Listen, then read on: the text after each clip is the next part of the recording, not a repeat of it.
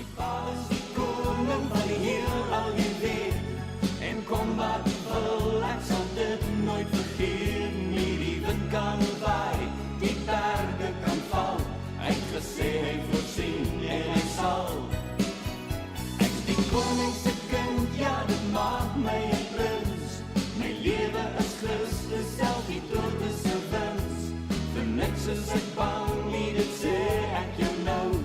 My Vader is die koning onthou. Goeiedag geliefdes. Ons het verlede week gepraat oor koninkryk. So kom ons praat 'n bietjie hierdie week dan oor die koning van daardie koninkryk. Op hierdie maandagoggend begin ons by Matteus 2 vers 1 tot vers 6. Jesus is in Bethlehem in Judea gebore tydens die regering van koning Herodes. Na Jesus se geboorte het daar sterrekykers uit die ooste in Jerusalem aangekom en gevra, waar is hy wat as die koning van die Jode gebore is? Ons het sy ster sien opkom en ons het gekom om aan hom hulde te bewys.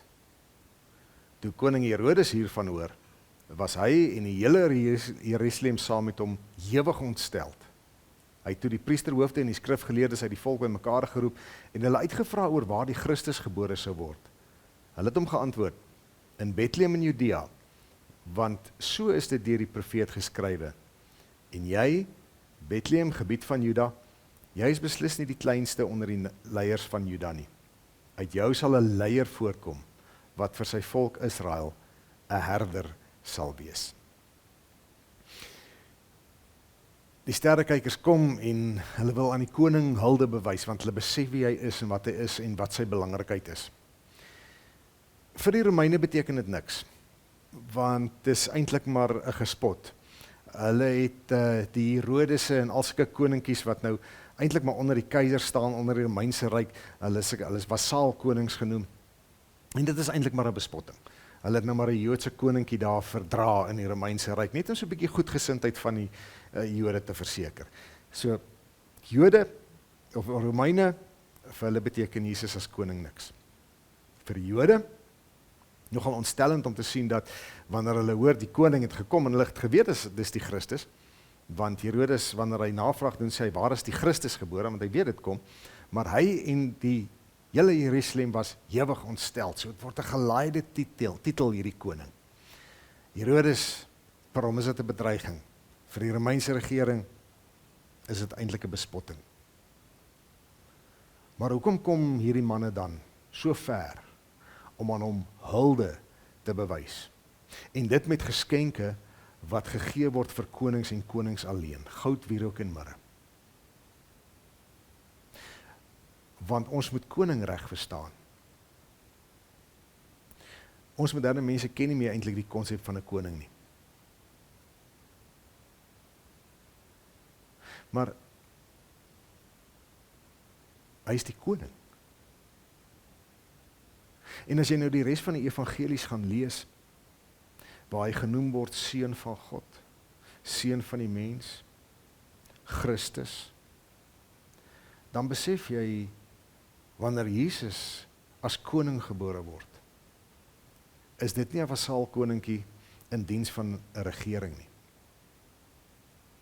Is dit nie iemand wat 'n bedreiging is en met mag en mening gesoek moet word en doodgemaak moet word nie. Want as hy koning is dit 'n wondertitel. Die wondertitel, soos ons later in die Nuwe Testament leer, veral in Openbaring, die Alfa en die Omega, die Allerhoogste, God self. Moses vra, wat is God se naam? God sê vir hom, Jahwe. En dis Jesus. Dis die koning. So ons moet mooi dink, as ons ook praat as Jesus as ons koning, ons sing sulke lekker liedjies oor ons koning. En is reg en is goed, want hy is dit. Maar dan moet ons weet, ons praat nie van 'n politieke titel, 'n magstitel, met 'n inhalige of 'n magsmotief nie. Dis die koning van die konings en die Here van die heersers. Christus Jesus, ons Here. Nie ons sommer net vriendjie nie. Nie iemand wat na ons pype moet dans nie. Maar 'n koning, die een wat bo alle konings uitstaan, die Alfa en die Omega. En ek bid so dat in ons dag, in ons wêreld waar mense so belangrik geword het en titels so belangrik geword het en mag so belangrik geword het, dat ons elkeen weer sal leer om te buig voor ons God, Christus die Here. Shalom.